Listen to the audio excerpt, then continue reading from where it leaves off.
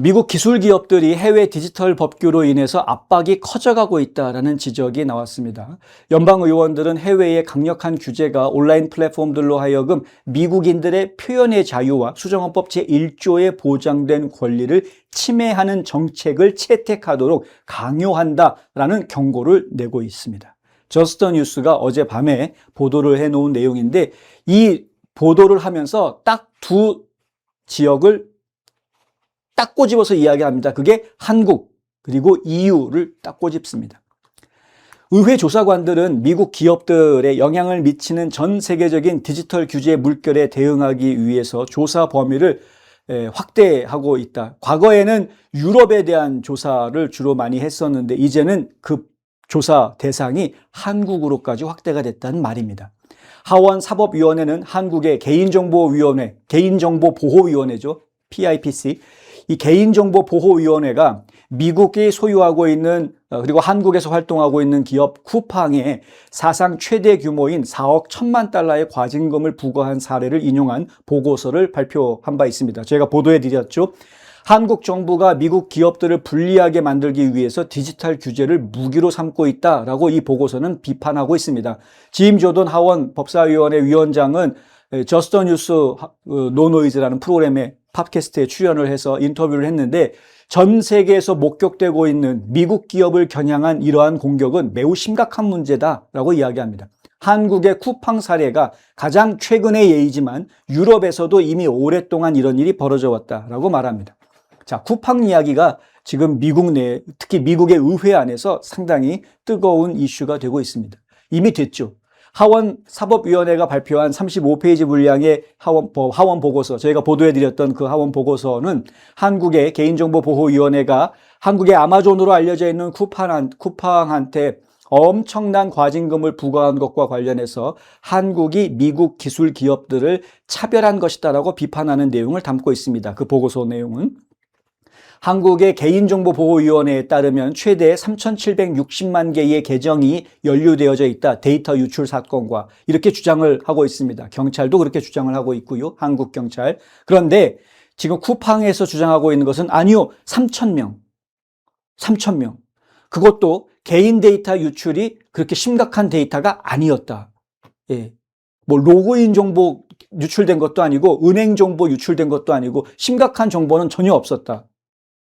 그리고 그나마 그 정보도 다 해킹했던 사람이 다 삭제해버렸다.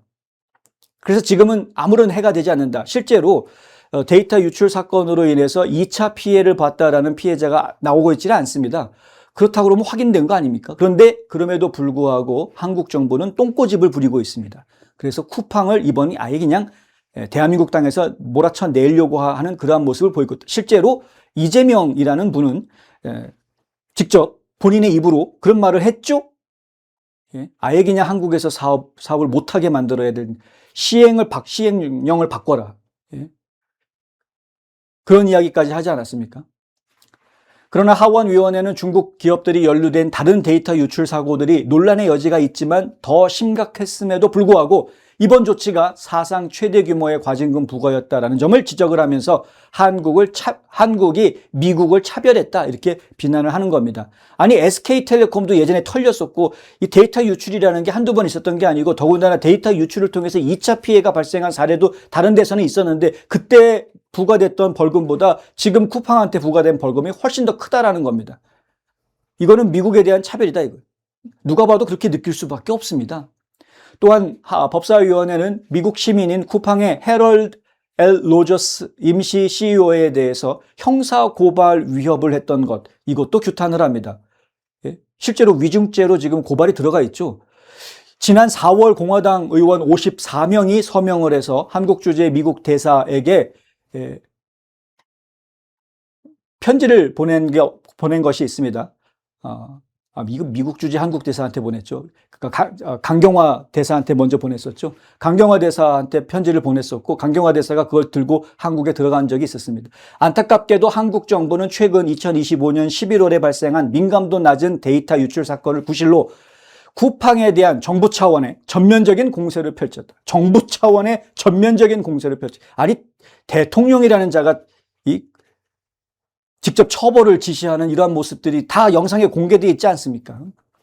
쿠팡 문제를 넘어서 위원회 보고서는 한국이 디지털 규제와 경쟁 정책을 이용해 미국 기술 기업들을 불리하게 만들고 있다고 비난하면서 EU의 디지털 시장법, 그러니까 이른바 DSA라고 이야기하는 DMA라고 이야기하는 디지털 시장법을 모델로 삼았다라고 주장을 합니다. 한국의 디지털 플랫폼 관련 법안을 비판한 겁니다.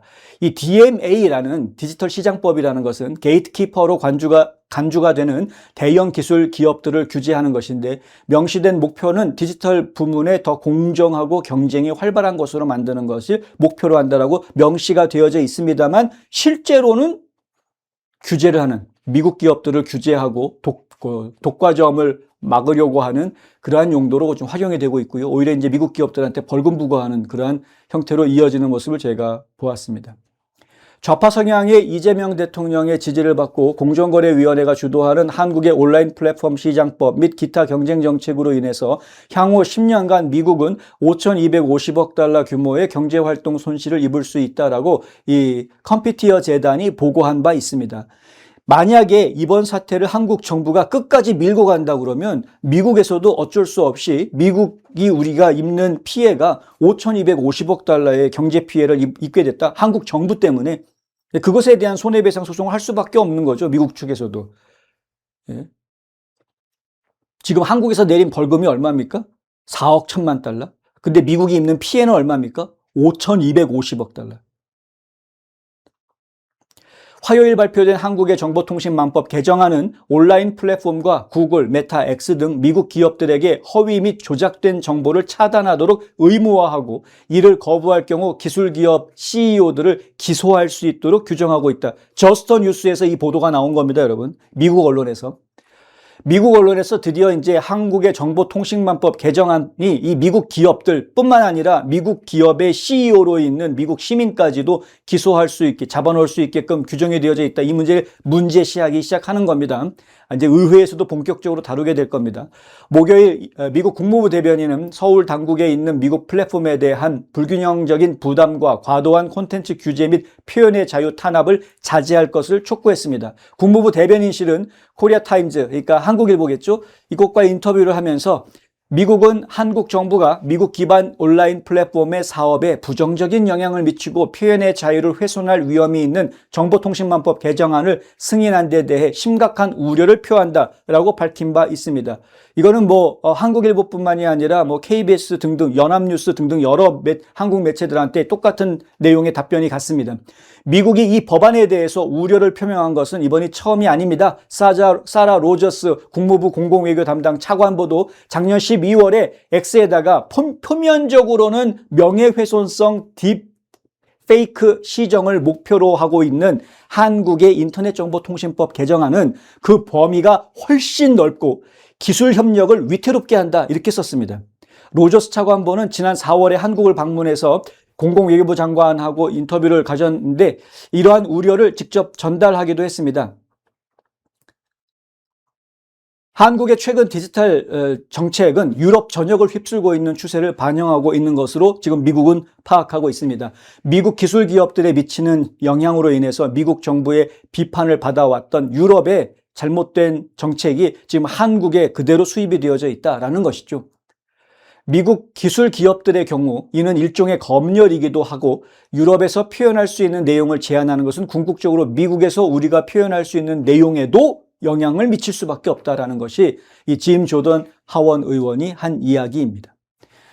지난 2월 달 조던 의원은 유럽연합의 디지털 서비스법, 그러니까 DSA, 디지털 서비스 액트라는 이 법을 겨냥해서 중간 보고서를 발표한 바 있습니다.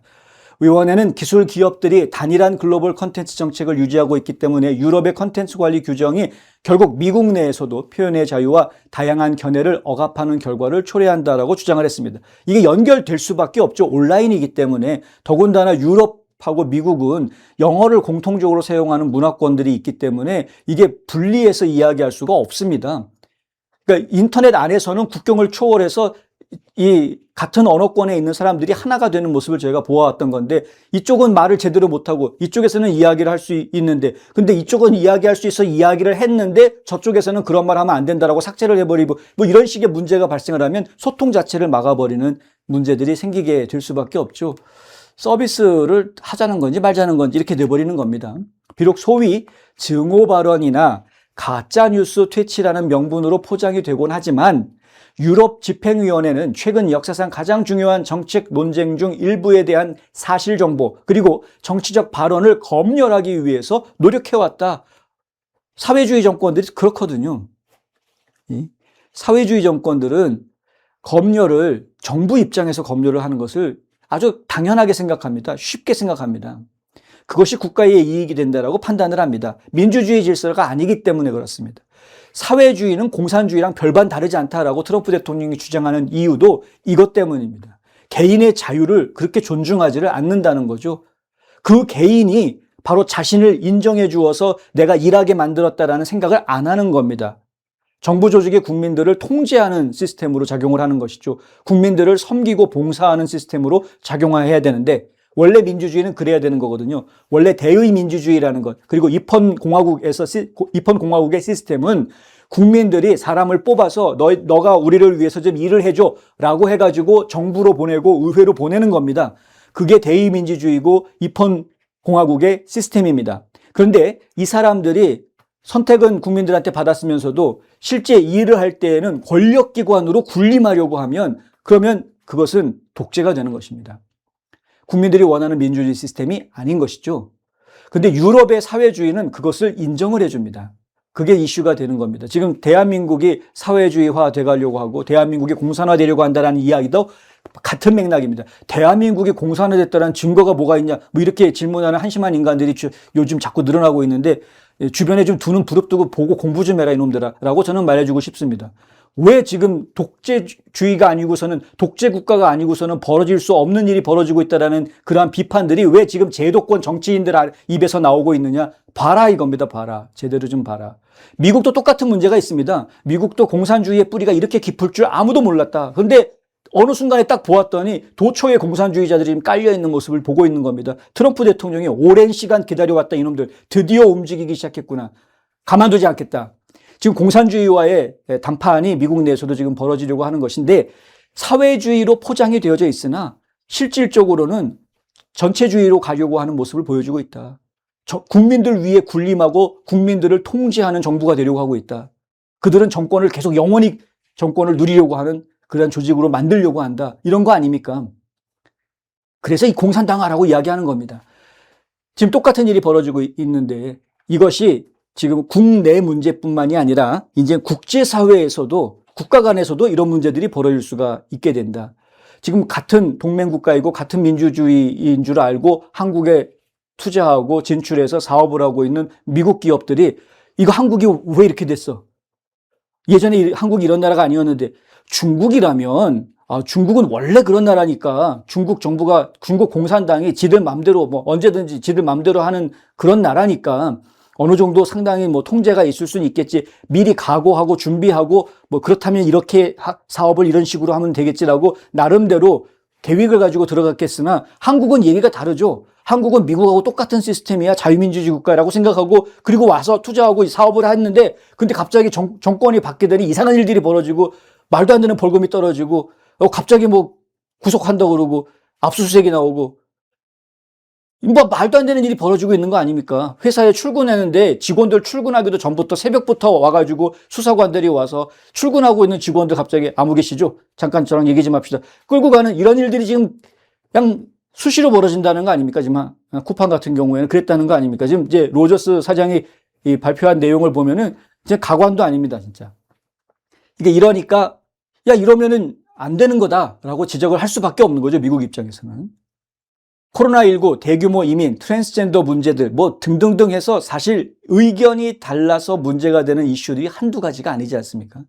민주주의 사회에서는 서로 다른 의견을 가지고 자기 생각을 주장하는 것에 대해서 뭐라고 하지 않는 것이 민주주의 사회인데, 미국은 그거를 용납해 주는데, 근데 유럽은 말로는 민주주의라고 하면서 실제로는 용납을 안 해주더라. 검열을 하더라. 디지털 검열에 대한 일련의 조사 일환으로 하원 사법위원회 위원장 짐 조던은 지난 2월 여러 기술 기업의 소환장을 발부했습니다. 알파벳, 아마존, 애플, 메타, 마이크로소프트, 오픈 AI, 레딧, 그리고 럼블, 틱톡, XAI 등등 기업들에 보낸 서한을 통해서 외국 정부와의 소통 내용을 공개하라. 검열 법규 준수 여부를 재차 요구했습니다. 외국에 있는 정부가 지금 미국 기업들한테 어떻게 지금 요구를 하고 있는지 그 자료들을 다 내놓으라고 한 겁니다. 보고서에 따르면 소환장이 발부된 이후 해당 기술 기업들은 수천 건의 내부 문서와 EU 회원국 및 유럽 집행위원회와의 통신 기록을 제출했습니다. 보고서와 함께 배포된 보도자료에 보면 소환장에 따라 위원회에 제출된 문서들은 유럽 집행위원회가 주요 소셜미디어 플랫폼들의 전 세계적인 컨텐츠 관리 규정을 변경하도록 성공적으로 압력을 가했고, 이로 인해 미국 내 온라인 표현의 자유가 직접적인 피해를 입었음을 보여준다. 이렇게 밝히고 있습니다. 유럽의 통제 때문에 미국 국민들이 실제로 규제를 받았다라는 겁니다. 법은 유럽법인데 미국 국민이 미국 땅에서 규제를 받았다. 이런 문제가 생긴다라는 겁니다. 똑같죠. 한국도 마찬가지 아닙니까? 미국 시민이 미국 땅에서 X에다가 글을 올렸는데 근데 한국 법에 적용을 하겠다라고 난리를 치면 이게 지금 황당하기 짝이 없는 일이 벌어지게 되는 거죠. 규제가 너무 심하고 부담이 너무나도 극심해서 기업들이 유럽에서 사업을 유지하기조차 힘들기 때문에 결국 미국을 압박하고 있는 것이다. 이거는 미국 기업을 압박하는 게 아니라 미국을 압박하는 것이다. 짐 조던 하원 의원이 하는 이야기입니다. 이것이 바로 그들이 가진 사고방식이고 그 결과 미국 기업들에 대한 공격으로 이어지고 있는 것이다. 2022년에 발효된 유럽연합의 디지털 서비스법은 불법 및 유해 콘텐츠에 대한 노출을 최소화하기 위해 제정된 포괄적인 규제로 기술 기업들이 허위 정보로 신고된 콘텐츠를 신속하게 삭제할 수 있도록 하고 사용자들이 콘텐츠 삭제를 요청할 수 있도록 허용해주고 있습니다. 근데 도대체 뭐가 허위 정보인지 그 기준을 어떻게 할 것인지, 그리고 기본적으로 유해한 컨텐츠라는 것이 어떤 기준으로 그것이 유해한 것이냐. 사실은 이런 판단을 할 때에는 최소한의 안전장치가 필요한 것인데 그렇게 적용하지를 않게 되면은 유해하다라는 개념이요. 물론 일반적으로 많은 사람들이 알고 있는 그런 유해한 거 얘기할 수가 있겠죠. 예를 들면은 사람들을 잔인하게 살인하는 장면을 노골적으로 노출을 한다거나 피가 난자하는 이런 모습이라든가 이러면 안 되겠죠. 그런데 그런 게 아니라 예를 들어서 정치적인 발언, 아무개는 정치 똑바로 못해, 너 이거밖에 안 돼? 이런 식의 정치적인 발언, 개인의 생각을 피력하는 것, 이런 것들까지도 이거 유해라고 이야기하면, 예를 들어서 부정선거, 아니 나는 부정선거가 있다고 증거를 내가 봤으니까 부정선거 있었네 라고 얘기를 했는데, 근데 유해해 이런 말이 퍼지면 안 돼, 통제하겠다라고 하면 어떤 일이 벌어지겠습니까? 정부가 국민의 삶을 직접 통제하는 정부로 국민 위에 군림하려고 하는 모습이 나오면 나올수록 그것은 민주주의 국가가 아니라 전체주의 국가, 독재 국가가 되는 것입니다. 조던 위원장은 DSA에 따라서 일론 머스크의 소셜미디어 플랫폼 X가 규제 위반으로 1억 4천만 달러의 벌금을 부과받은 바 있다고 지적합니다. 유럽연합 집행위원회는 광고 투명성 부족, 월 8달러를 지불하는 누구나 신원 인증을 받을 수 있게 한 이 파란색 인증 표시, 이게 8달러만 내면 아무나 신원 인증을 해주기 때문에 상당히 이게 기만적인 그러한 위험 요소가 있다라고 지적을 한 거죠. 연구자들이 자동화 도구를 이용해서 공개 데이터를 수집하는 것을 차단한 제한 조치 등을 위반 사례라고 뽑으면서 벌금을 부과했었습니다. 제이디 밴스 부통령은 이번 결정에 앞서서 X에 EU는 표현의 자유를 지지해야지 하찮은 문제로 미국 기업들을 공격해서는 안 된다라는 글을 올렸었고요. 집행위원회가 X가 검열에 가담하지 않았다라는 이유로 처벌하고 있다 이렇게 비판했습니다. 검열하라고 지시가 내려왔는데 검열하지 않으니까, 삭제를 안 하니까, 그러니까 EU에서 벌금을 부과했다, X한테. 이런 이야기입니다. EU가 규정을 준수하지 않는 플랫폼에 전 세계 매출의 최대 6%를 달하는 과징금을 부과함으로써 트럼프 행정부도 2025년 8월 달에 디지털 서비스법에 대한 공세를 펼친 바 있습니다. 로이터 통신이 입수한 내부 전문에 따르면 국무부는 유럽 주재 미국 외교관들에게 각국 정부의 DSA의 폐지 또는 개정을 촉구하도록 지시했다고 합니다. 미국 의원들에게 있어서 변화하고 있는 글로벌 정세는 여전히 시급한 우선 과제입니다. 짐 조던 위원장은 한국 정부의 최근 쿠팡에 대한 조치와 같은 해외 규제 당국의 단속이 기업에 대한 공격적인 단속과 표현의 자유에 대한 제한을 결합한 것이라고 주장했습니다. 조던 위원장은 이는 진정한 우려사항이다. 한국 쿠팡 사태, 진정한 우려사항이다. 우리 커뮤니티가 검열의 관점에서 그리고 단순히 미국 기업들을 압박하려는 다른 국가들의 기본적인 태도라는 관점에서 깊이 파고들어왔던 문제다. 이렇게 이야기합니다. 현재로서는 미국 기업들과 경쟁할 수 없지만 그들은 그 상황을 바꾸려고 시도하고 있다. 결국은 미국 기업들을 위축시키고 자국의 기업들을 성장시켜서 미국 기업들을 이기려고 지금 이렇게 하는 것이다 라는 이해를 바탕에 깔고 있는 겁니다. 그런데 이게 지금 쿠팡 기업을 한국 땅에서 내쫓아가지고 배달의 민족이 그 자리를 차지하게 한다 이런 개념이 아니거든요. 지금 한국에서 벌어지는 일은 쿠팡을 찌그러뜨리는 일과 동시다발적으로 벌어졌던 일은 테무를 살려주는 일이었습니다. 테무는 그 비슷한 시기에 미국에서 축출당했거든요. 미국이 축출하는 방법은 전혀 다른 방법이었습니다. 뭐냐 하면 소액 소포에 대해서 관세 면제해 주었던 것을 이제 더 이상 관세 면제할 수 없어라고 했던 거죠. 네. 아무리 소액 소포라고 하더라도 관세 내야 될 거는 내라고 이야기한 겁니다. 예전에는 $800 이하 소포였으면은 그러면 중국에서 미국으로 보낼 때 관세 면제가 됐는데 이제 면제가 안 된다라는 거죠. 그러니까 관세 부담이 생기니까 갑자기 가격이 올라갈 수밖에 없는, 가뜩이나 테무라든가 쉐인이라든가 이런 데들은 저가 공세를 펼쳐왔던, 저가 마케팅을 해왔던 그런 회사들인데 관세 때문에 이게 저가가 아닌 게 돼버리니까 구매가 뚝 떨어질 수밖에 없는 문제가 생긴 거죠. 그래서 홍보 활동을 멈췄었습니다. 그 당시에. 요즘은 또다시 하고 있긴 합니다만 당시에 홍보 활동을 멈췄습니다. 미국 페이스북에는 완전 테무 광고가 그냥 도배가 되어져 있다시피 했었는데 싹 다 없어졌습니다. 그리고 그 광고가 다 어디로 갔느냐? 한국으로 갑니다. 그래서 한국에서 테무 광고가 잔뜩 나왔습니다. 그 시점이 쿠팡 열심히 때려잡고 있던 그 시점하고 겹칩니다. 이게 우연이냐? 어떤 사람은 우연이라고 말할 수 있겠습니다. 어떤 사람은 우연이 아니라고 생각합니다. 어찌됐든 간에 지금 미국 의회에서는 한국과 유럽이 펼치고 있는 이 디지털 규제라는 것, 이것은 표현의 자유를 억압한다라는 점에서 일단 미국 헌법이 받아줄 수가 없는 부분이 있고요. 이 검열 법안이라는 것들이 결국에는 미국 기업을 공격하는 요소로 작용을 하고 있는 것인데 이것은 미국 기업을 공격하는 것뿐만이 아니라 미국 자체를 공격하는 것과 같다. 미국 국민들이 실질적으로 그것 때문에 피해를 보게 된다라는 이야기. 미국 국민들이 피해 보는 일을 미국 의회가 그냥 손 놓고 지켜만 볼 수는 없는 노릇입니다. 조치를 취할 것으로 저희는 보입니다. 유럽에 대해서도 그렇고 한국에 대해서도 그렇고 지금 인터림 리포트, 임시 보고서만 지금 나와 있는 상황입니다. 최종 보고서가 만들어지게 되면 그 최종 보고서에 따라서 의회가 모종의 법을 통과하게 될 것이고요. 미국 의회가 이런 EU나 한국의 디지털 규제와 관련해서 법을 만들게 되면 그 조치는 EU 국가들도 그렇고 한국도 그렇고 굉장히 힘든 조치가 될 것이다. 각오해야 될 것이다. 이런 말씀 제가 드릴 수밖에 없다.